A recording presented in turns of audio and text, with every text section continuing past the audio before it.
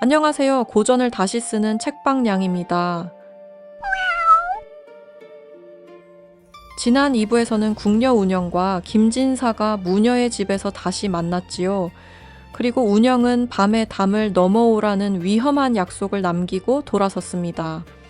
이제 김진사는 오직 사랑을 위해 서궁의 높은 벽 앞에 섭니다. 둘의 사랑은 얼마나 갈 수 있을까요? 운영전 3부 시작합니다. 운영의 이야기가 잦아들자 정막만이 감돌았습니다.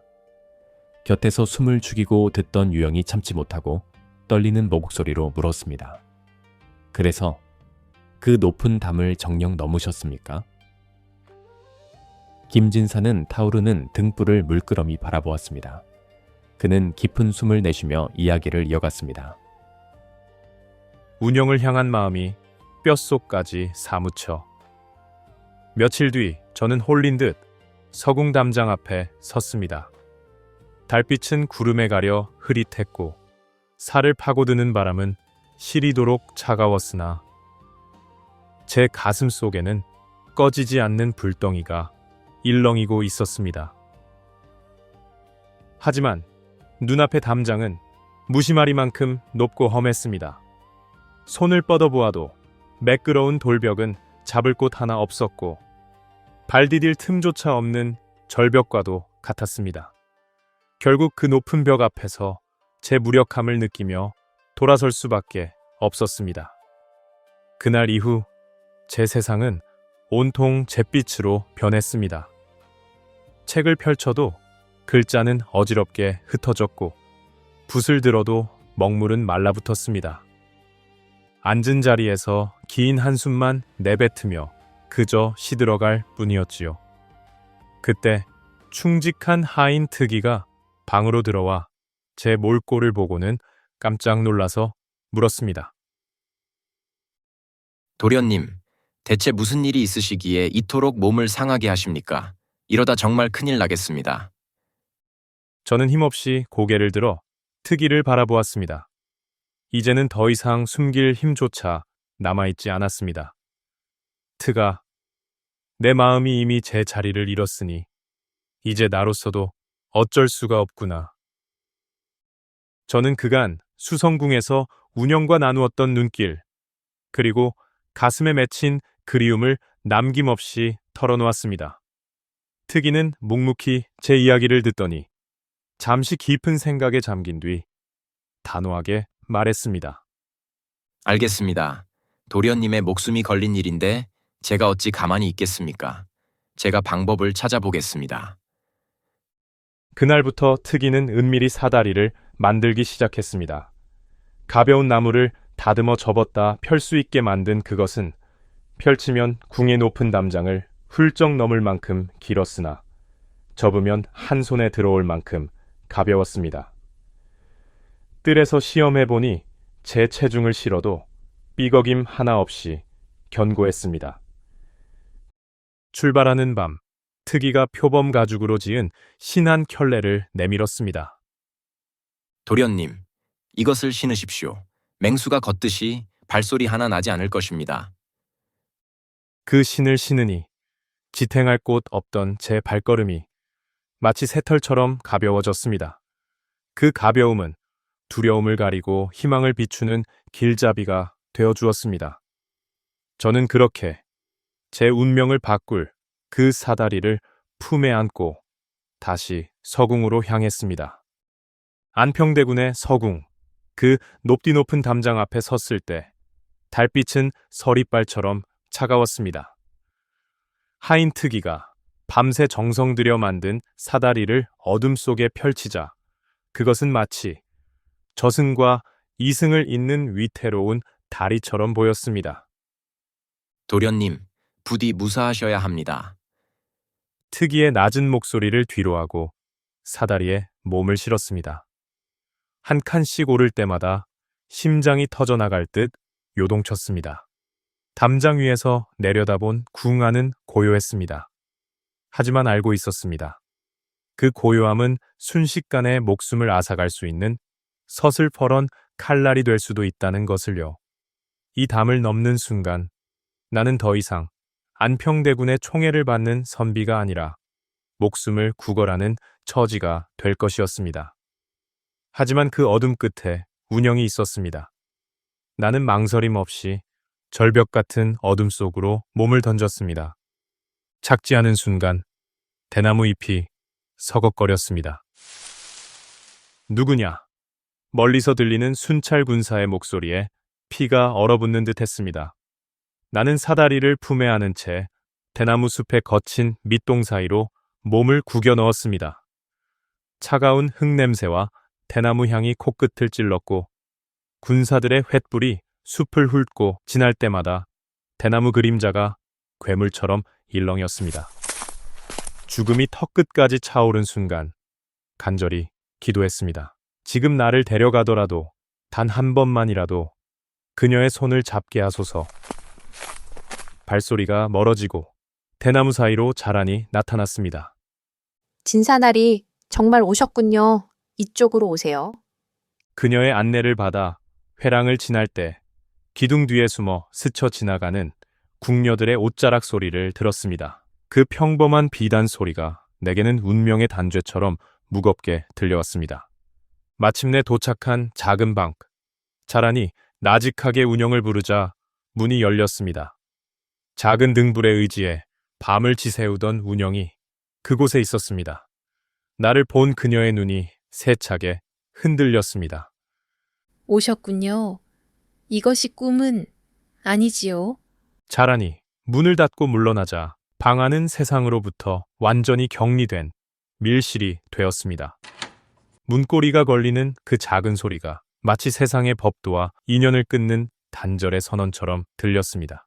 운영이 천천히 다가와 내 손을 잡았습니다. 그녀의 손은 뜨거웠으나 내 손은 밤이슬에 젖어 얼음장 같았습니다.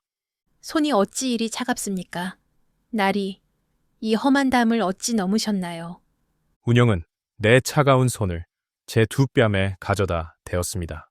차가운 손바닥에 그녀의 뜨거운 눈물이 떨어져 번졌습니다. 그 온기는 혈관을 타고 흘러 얼어붙었던 내 심장을 일깨웠습니다. 나는 떨리는 손가락으로 그녀의 눈물을 닦아주었습니다. 옷같이 고운 얼굴이 등불에 비쳐 발갛게 달아올라 있었습니다. 운영이 작은 상자를 가져왔습니다. 술과 과일이 들어 있었습니다. 자란이 구해준 거예요.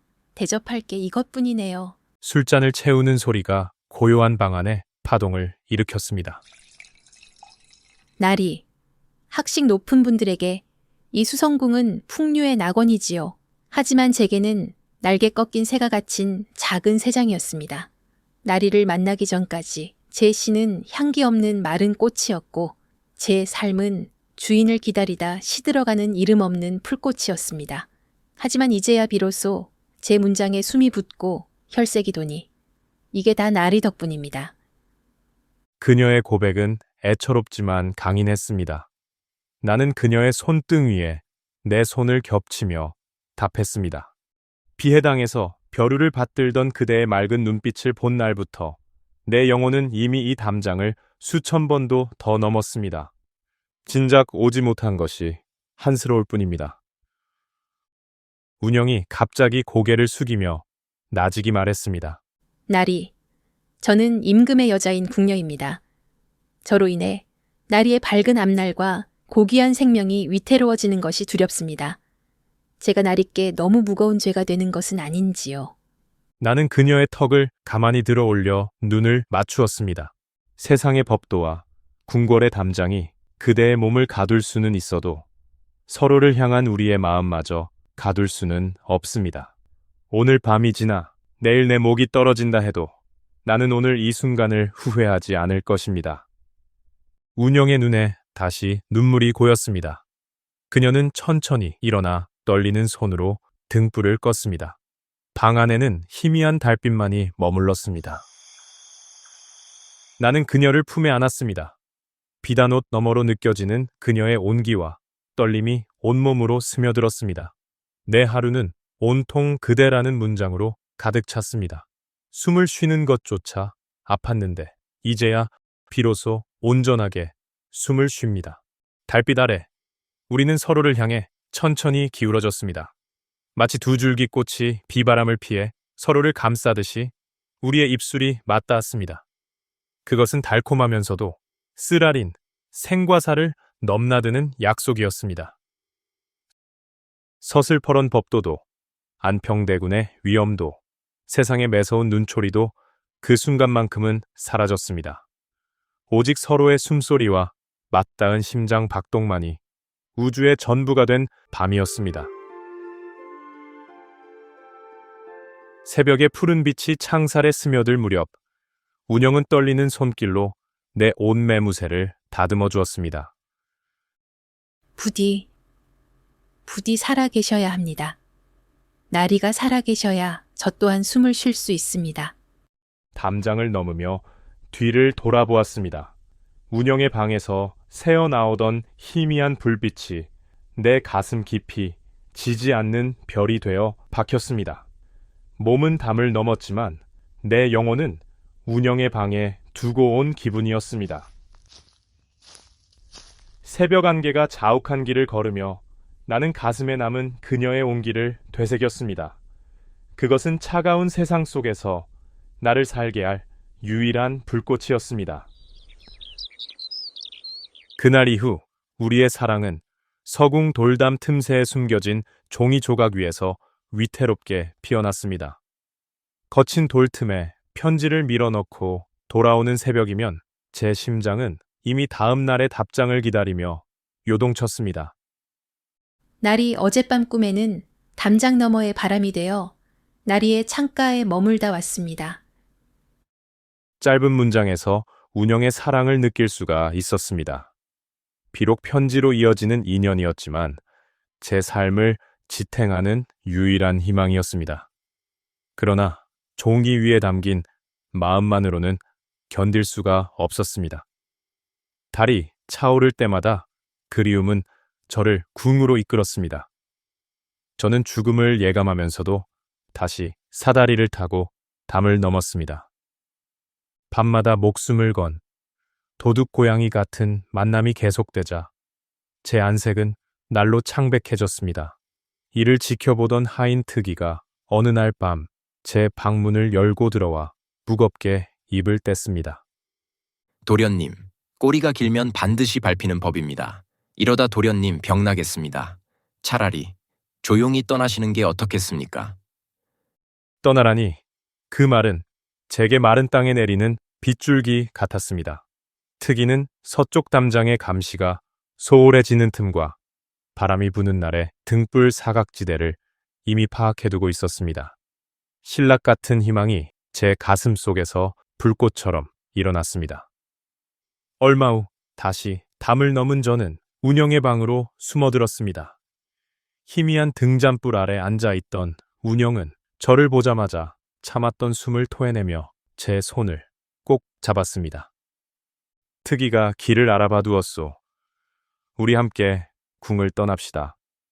제 말에 운영의 눈동자가 떨렸습니다. 저 또한 들킬까봐 너무나 두렵습니다. 이 두려움이 이제는 제 영혼을 다 갉아먹는 것만 같습니다. 그녀는 한숨 섞인 눈물을 삼키며 제 손을 더 세게 쥐었습니다. 하지만 그 두려움보다 더 큰 것이 하나 있습니다. 다시는 나리를 못 보게 될까봐. 그게 세상에서 가장 무섭습니다.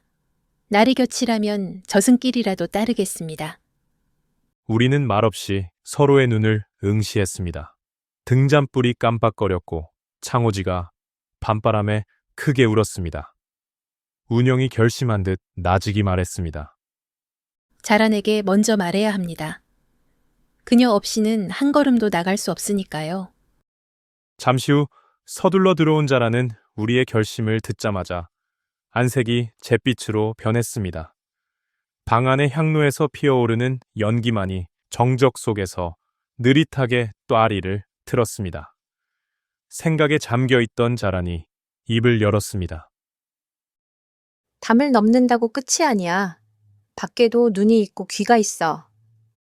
자란의 목소리가 떨리며 운영의 손을 낚아채듯 잡았습니다. 대군께서 너를 딸처럼 아끼시는데 그 은혜를 저버리겠다고? 너희 부모님은 진사나리의 가문은 어찌하고 너희가 잡히는 날엔 수성궁의 모든 이가 피를 흘려야 해. 세상 천지가 하나의 그물인데 어디로 도망간단 말이니.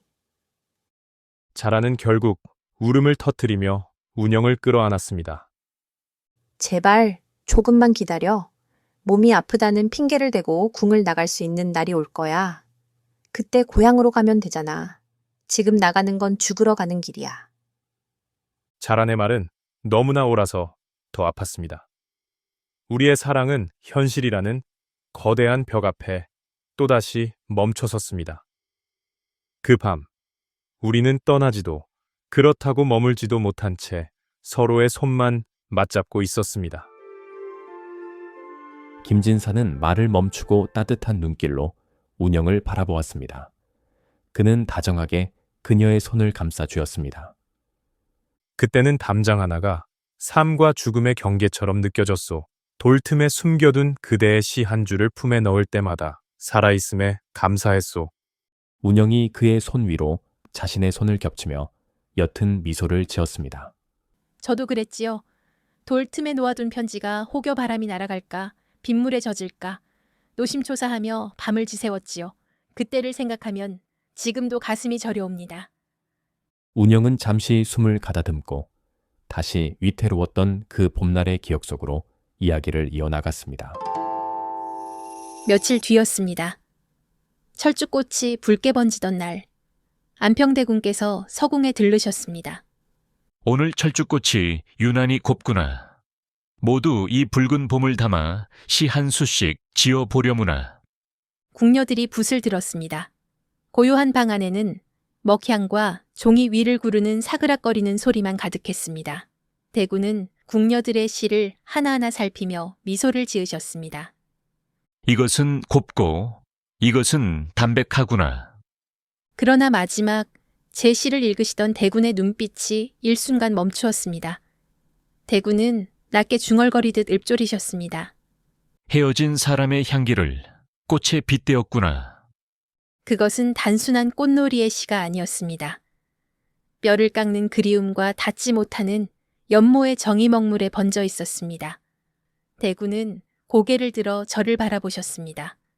그 눈빛은 예리한 칼날처럼 제 야윈 얼굴과 떨리는 어깨를 훑고 지나갔습니다. 운영아, 요즘 몸이 좋지 않느냐? 송구하옵니다, 마마. 그저 기력이 조금 붙일 뿐입니다. 대군은 시를 조용히 내려놓고 자리를 뜨셨으나 그 뒷모습에는 예전과 다른 서늘한 무게가 실려 있었습니다. 그로부터 며칠 뒤 대군께서는 비해당에 걸 새 시를 찾고 계셨습니다. 여러 문인이 시를 올렸지만 대군의 마음에 드는 것이 없었습니다. 김진사를 궁으로 들라하라. 잠시 후 김진사가 도착했습니다. 김진사의 안색은 초췌하고 전보다 더 야위어 보였습니다.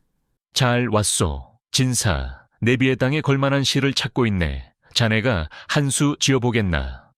대군께서는 그에게 시 한 수를 청하셨고 김진사는 떨리는 손으로 붓을 놀려 봄의 기운을 담은 시를 써내려갔습니다. 하, 역시 김진사로구나. 대군은 고개를 끄덕이며 읽어 내려가시다 마지막 구절에서 멈추셨습니다. 담을 따라 몰래 풍류곡을 훔친다. 대군은 그 구절을 입안에서 2번, 3번 되뇌셨습니다. 그리고는 고개를 들어 긴장으로 굳어버린 김진사를 꿰뚫어 보듯 바라보셨습니다.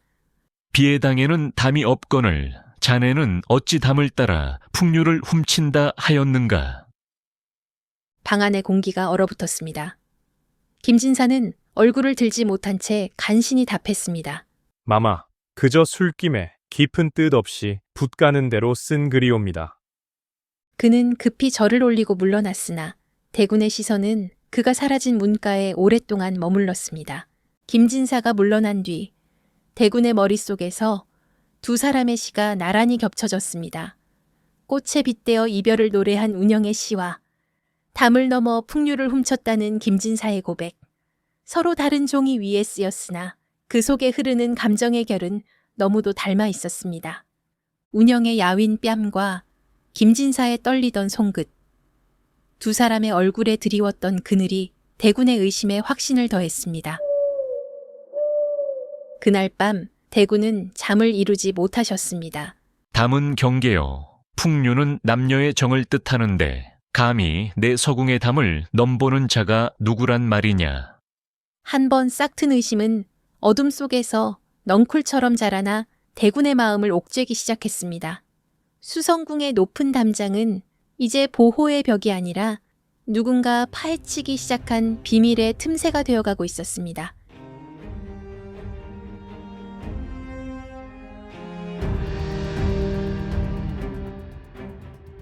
궁녀 운영과 김진사의 밀회와 연애 편지, 조선시대에 정말 그런 일이 있었다면 기절초풍할 일 아니었을까요? 혹시 어릴 때 연애 편지 썼던 기억이 나지는 않으셨나요? 그 콩닥콩닥 설레는 마음이 법도와 규율로 엄격히 금지되었던 그 시절, 그리고 안평대군의 날카로운 의심, 과연 운영과 김진사의 운명은 어떻게 될까요? 사랑을 위해 목숨을 걸고 담을 넘은 김진사, 그것은 용기였을까요? 운영과 김진사의 이야기를 들으시면서 떠오르는 생각을 자유롭게 댓글로 나눠주세요. 오늘 이야기가 흥미로우셨다면 구독과 좋아요, 다음 이야기가 기대되신다면 알림 설정 부탁드립니다. 운영전 3부 여기서 마칩니다. 저는 운영전의 마지막 회 4부를 가지고 돌아오겠습니다. 감사합니다.